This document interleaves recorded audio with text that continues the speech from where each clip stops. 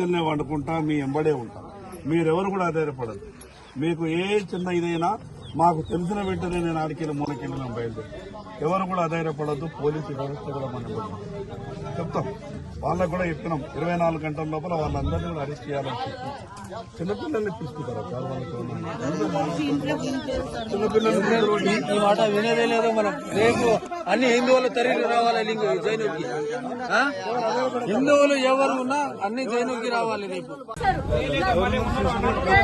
అన్నా